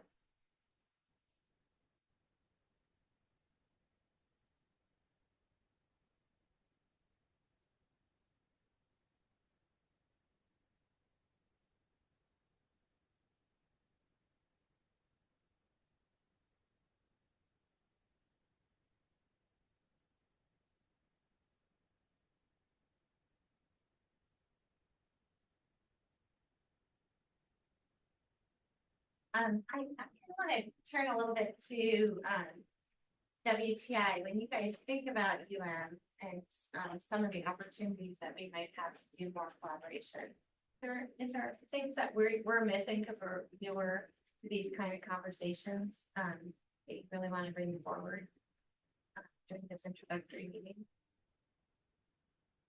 It's a great question.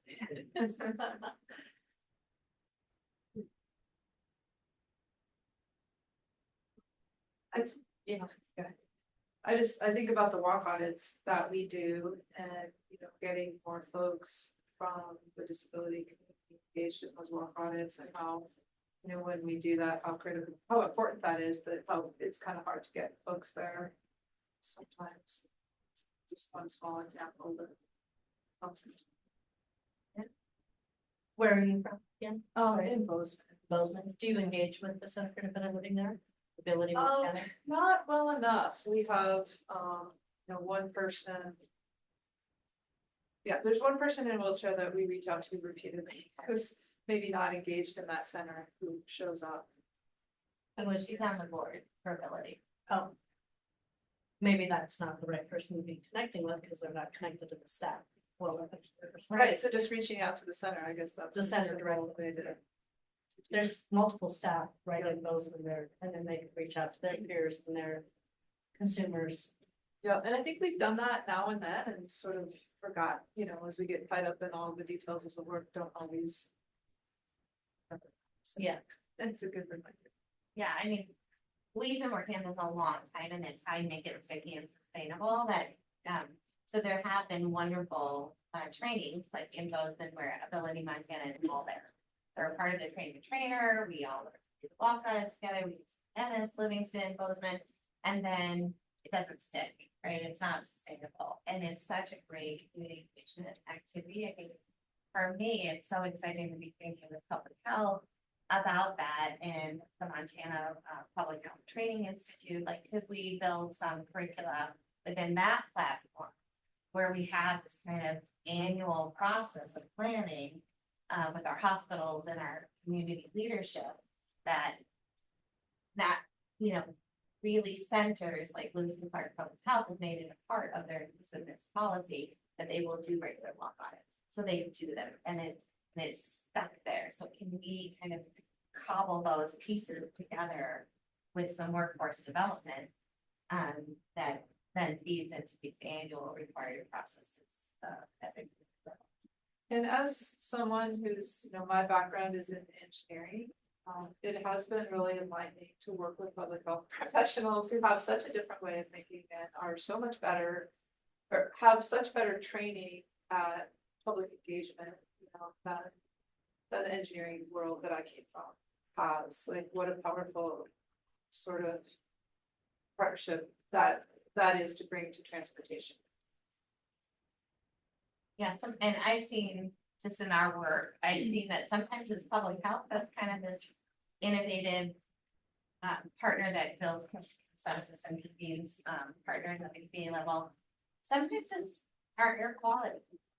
which, you know, I don't know, you know, again, they kind of sit in our public health program as well, and in environmental health, I just mentioned that for Fernando. You know, sometimes it's that group that has this kind of long-term funding to be working to reduce pollutants and improve air quality, that is, you know, seriously concerned about how transportation affects community. Another piece about public health is when we approach issues and problems, we don't do things to the community. We work with the community for them to identify what they see as the problem first and work with them for the solutions that they want. And many of our governments and government processes don't necessarily do that. They come up with the idea of what they think the problem is and implement a solution onto a community that they didn't really discuss with that community or get the input from the community. Community engagement is seen as, we're going to inform you of what we're going to do. So there's just kind of a disconnect in how government works versus public health management. That's the old Ronald Reagan quote. Is it? Yeah, the 5 scariest words, something like, I'm here from the government, I'm here to help. Yeah. So, And I think that that's right. I mean, when we look at 2 ways to engage the public about a project, that's gonna be huge, transformative for downtown or something. So many of our consultants are contracted to do something, to check a box. And so they'll invite the public to a vignette where they're just showing a bunch of stuff and everybody's like, so do you get it? Are you on board? And you're like, what's this? And they walk away with notes and nobody really has engaged the public. Whereas when we get out on the streets and we do these inclusive interdisciplinary walk group audits, you know, people really get to understand what the project could mean, and they can really share what's important about the project to design in. I'm worried how much, I'm worried how much, I'm on the Downtown Association board, so we went through the whole planning process for redesigning all of downtown, got a bunch of federal money to do it.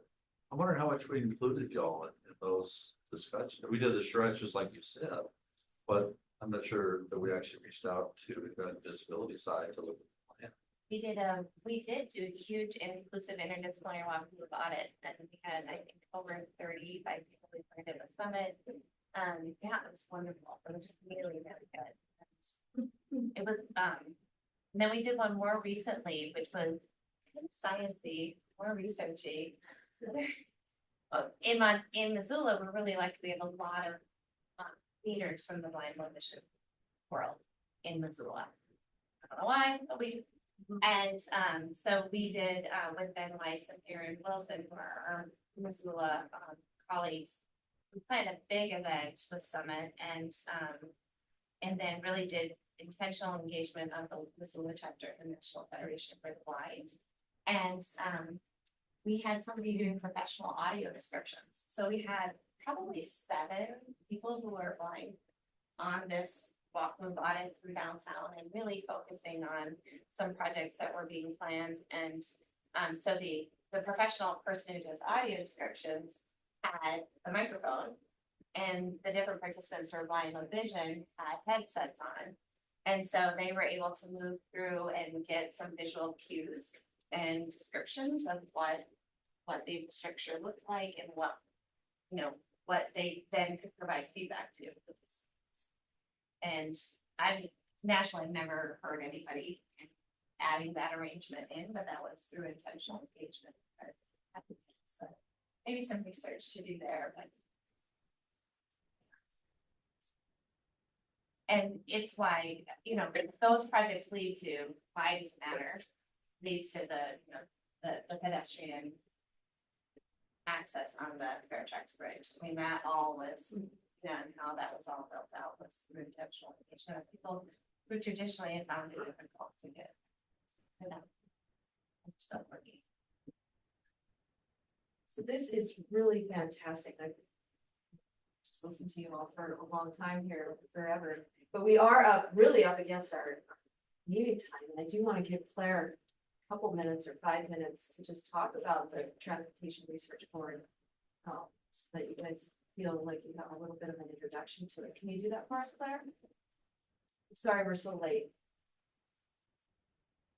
Not at all, no problem. Hi, everybody. Let me see. I've got Rebecca, you want quick slides? Is that fine? Yeah. Okay. Well, first, I think I can see what's going on in the room. And what is the general familiarity with TRB, or is there familiarity with TRB? I think it's a mix. It's half and half, maybe. Okay, good. Then those of you who are familiar or participatory with TRB, feel free to jump in and supplement anything that I have to say or provide some guidance when we get to talking about how to engage. Let me pull up my presentation. Can you see that? Yep. Okay. And here we go. Oops.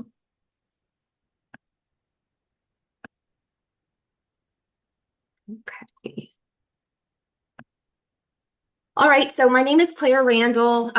Rebecca, this is the presentation I gave to DOT staff last November, so I'm just using the same slides. My name is Claire Randall. I'm a senior program officer in our technical activities division with the Transportation Research Board. I'll explain what that all means in just a minute. So here we go. So the Transportation Research Board is a division of the National Academies of Sciences, Engineering, and Medicine. It's an exciting organization that was created by President Lincoln, actually, to be a number of research councils, of which we are 7.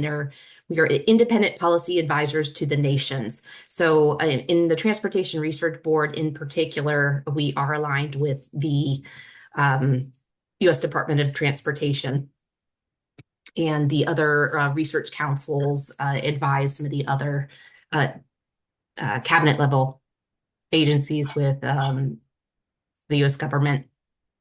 The Transportation Research Board was established as the Highway Research Board in 1920. So we actually had our 100th birthday just a couple of years ago. And in 1974, it was expanded to become the Transportation Research Board, acknowledging the other modes. Our funding is about 50% state departments of from the state departments of transportation, and half from US DOT, Federal Highway, and all of the different modal administrations. But we do have some support from other organizations like the American Public Transportation Association, APTA, and other government associated organizations. We have 3 primary functions. We talk about our activities as being convening, research, and advise, and that's roughly aligned with our 3 different divisions. We have the Technical Activities Division, which is where we do the convening aspect, where we have all of our 177 technical committees, each representing a different community of practice. Within those committees, we have thousands of committee members. We conduct a number of webinars annually, and we hold ongoing committee meetings, and then our TRB annual meeting, our big conference in January. We also conduct we manage research projects. That is primarily done by our Cooperative Research Program Division. We have the NCHRP, the National Cooperative Highway Research Program. We have TCRP, the Transit Cooperative Research Program. We have ACRP, the Airport Cooperative Research Program, and BT, Behavioral Transportation Science. Oh goodness, it's our newest one, and I always call it the wrong. It's Behavioral Science, Transportation Science. Anyway, I'll sorry about that. It's the one I'm least familiar with. So every year they manage a number of projects. that are, we hire consultants to do the work itself. But many of the ideas come out of our standing committees or directly from AASHTO. We also have an in-house journal, the Transportation Research Record, and we have our TR News, which is our magazine. Finally, our last division is our Consensus and Advisory Studies division, and those are a little bit different. These are studies that we actually conduct the research in-house, and they're usually studies that are commissioned directly from a government entity, from Federal Highway or Federal Aviation Federal Aviation Administration, or other bodies directly from Congress will ask us to study a particular topic. So those are our three primary functions. I am housed within the Technical Activities Division, so my job is to manage one of the 10 groups that we have. Our committees, we have 177 of them, and they are organized into groups and then sections, and then the committees themselves. I'm currently staffing the public transportation group, but I've also worked with the data planning, analysis, policy, and organization. And oh goodness, some also within the sustainability and resilience group in the past. And so this might be a little bit easier to read, but I know you were talking earlier about all the transportation is extremely broad. It's not just about engineers. So you can see that here reflected in some of the different sections that we have within our groups. We have safety and operations, for example, which specifically goes into some of the active transportation modes and safety and operations. We do have groups talking about specifically about data and planning within policy and organization. For example, we talk about some of the executive decision-making issues and priorities areas within executive management. We do legal and so on. So there's a lot of conversation that is not specifically just engineers. We have on our standing committees, they're very broad communities of academia, of practitioners, and also of many public sector folks as well. So it's a broad range of participation. Also mentioned briefly, we have coordinating councils specifically to talk about issues that from a higher level that aren't specific to a particular group. For example, young members looking towards young professionals, international, city, and rural. And then we have another couple hundred informal subcommittees on very, very specific topical areas. So I could talk about all the different ways of getting involved in TRB. We are volunteer driven. Everything that we do is essentially dependent on the help of volunteers across the country and around the world. So I'll briefly go through some of the different ways that one might get involved. So the best way to participate in Technical Activities Division is to join a standing committee. We have a functionality called You Can Become a Friend, and when one becomes a friend of a committee, you essentially get on their communications distribution list and then become invited to all of their meetings and will receive regular communications about all the things going on in that particular topic area. Our standing committees are also those who review all of the papers that we receive every August for consideration for presentation at our annual meeting in January. So they review all the papers also for inclusion in our, or consideration for inclusion in our, the Transportation Research Record, our journal. And they're also the ones who are responsible for developing the content for our annual meeting in January. We have the Cooperative Research Program panels, and these are, as I mentioned before, the the research studies that we manage, that consultants do, but we will convene a panel of experts, most of them State Department of Transportation folks, but also from academia and practitioners. And all of our panels are by self-nomination, so individuals can self-nominate to participate on those panels and provide their expert advice as the projects are ongoing. We have a number of TRB sponsored conferences that we hold throughout the country every single year. I believe we usually about have 12 to 15 every summer. And this is one of our ways of sort of outreach to the community to do outside of our annual meeting in DC in January. So these are all over the country and oftentimes are more accessible to individuals who aren't able to make it in January, and can also provide just much more detailed, specific content in the topic area. As I mentioned before, we have webinars. We have about 100 a year. About half of those are the content is developed by our standing committees in those topical areas. The other 50 are approximately coming out of the cooperative research program, the presentation of the final reports that have been completed. Let's see. And finally, we have a number of publications where there's lots of information. The biggest, or I find the most helpful one where I get all of my information is our weekly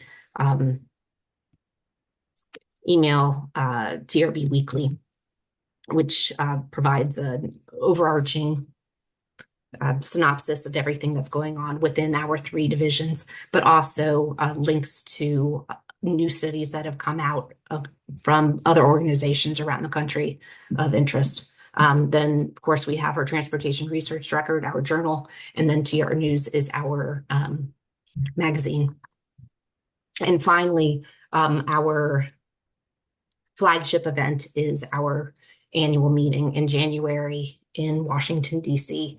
This is, I believe last year we had over 14,000 attendees. This is anecdotally, I've heard the largest gathering of transportation professionals in the world.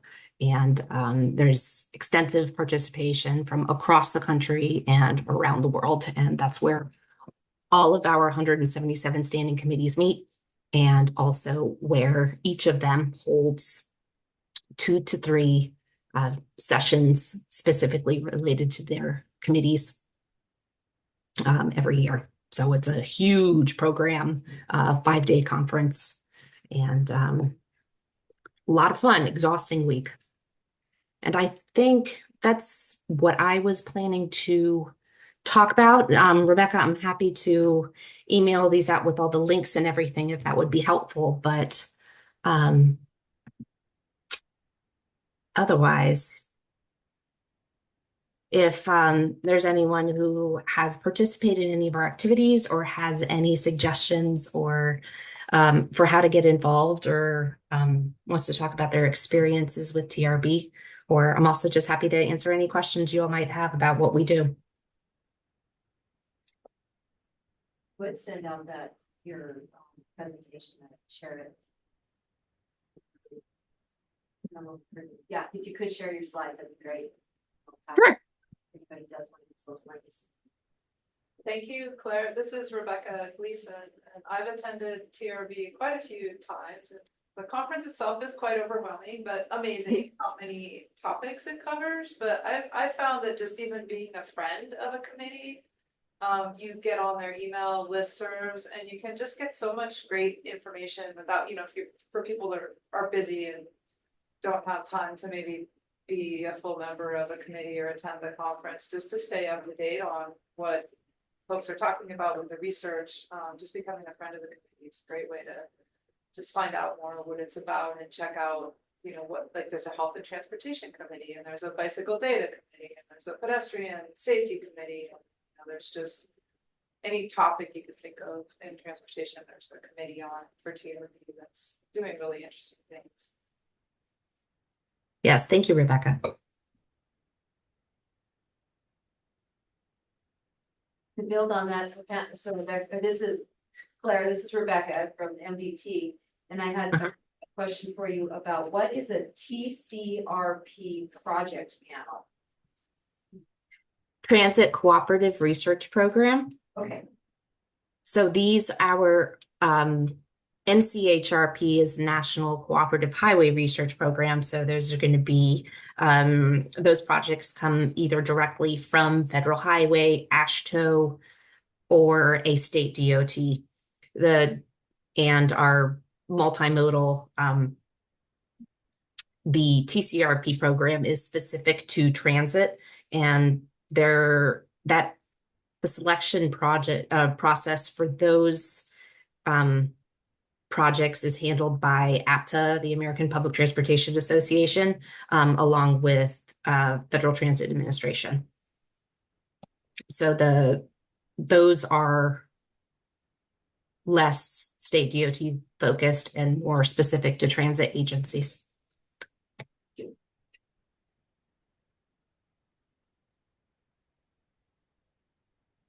Claire, so many of our conversations, because we are a university, have been kind of interdisciplinary in nature. When you think about the national academies, how does the TRB then intersect, or how is there some way that transportation is being better coordinated across all of the areas that the National Academy of Sciences touches? There are a handful of initiatives specifically trying to get some of the different research councils coordinating. Our direction from our NASM leadership has been for there to be more coordination, but I would say we're not quite there yet. Let's see, what was I involved in? I forget which council, but I think it was with National Academy of Medicine. We've had some projects coordinating with them. We also had one of the councils dealing with climate change. We've done some coordination work with them, but they're usually much smaller, shorter projects, or just a single conference over the course of a day and a half or something along those lines. Most of our work is internal to TRB.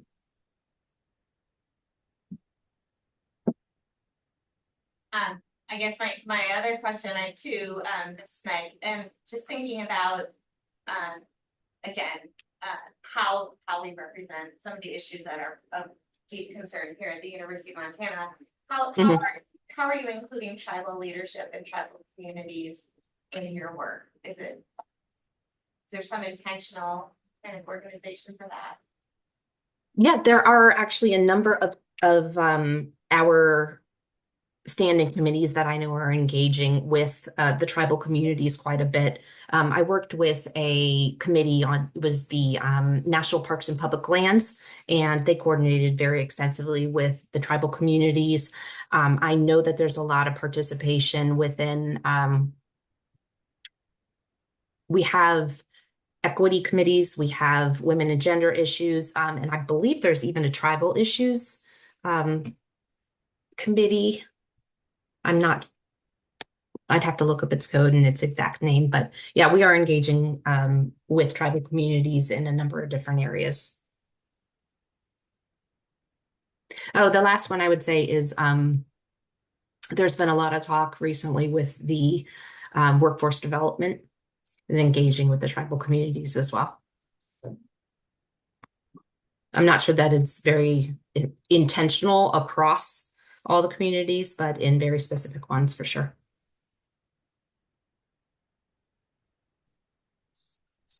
To add to that, there's a TRB is sponsoring a National Tribal Workforce Summit in October in California, so that's coming out one of those committees. Okay. We are kind of we're beyond the time that we planned. And we're so glad that you could join us, Claire, to help us have this kind of extended conversation and insight to the work of TRB and opportunities we might have to engage with that work. So we look forward to getting your slide deck and maybe some of us will become friends and we'll start to interact more with the wonderful work you're doing. So thank you. So I was gonna say one thing. Yeah. I was gonna warn Claire. So we did record this, so it's okay. Okay, is it okay to keep your part in there? Oh, of course. Okay. Most certainly. And anyone who would be, if anyone has very specific questions, we are an organization that is sometimes rather difficult to navigate, and our website could use some improvement. So if any of you have specific questions on how to get involved and where to go and who to talk to, feel free to reach out. I'll get you in the right place. Thank you. Sure. Thank you, Claire. Claire? Thanks, Rebecca. Good to hear your voice. I can't see you, but Yeah. Take care. okay, bye. Rebecca, any last words from you? Well, I'm just so thankful that you all gave your time to hang out here today for a couple hours because I have learned so much. And seeing transportation issues through a different perspective, which has been phenomenal. And then I would like to take that back to our agency as well. So what I'd like to do is ask that if it's okay to share out your information with our agency folks too, and maybe we can circle back on some of your questions. I wrote down a lot of topics. And I hope to learn, hope myself to learn a lot more. Kind of echoing what Rebecca said about the engineer mindset. It means mine needs to be broadened. It's definitely helped a lot today. Had any final thoughts from you?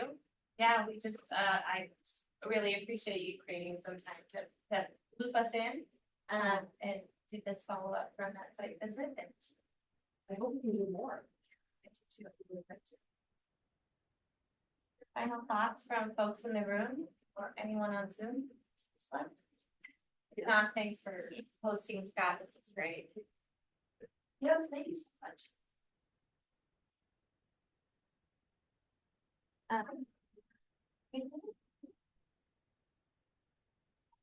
Janice, thank you so much.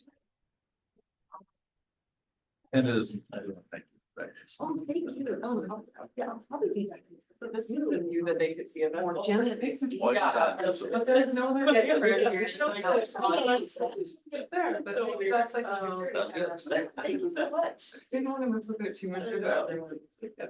It worked well enough. They did really care. Yeah. Thank you. Yeah. Thanks, Scott. Heather, Say I just found it. Yeah, sure. Email address. RFP.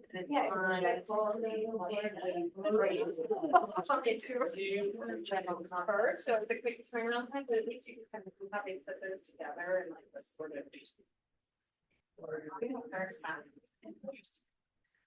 That's very cool. That's very cool. And I think forward to that. Yeah.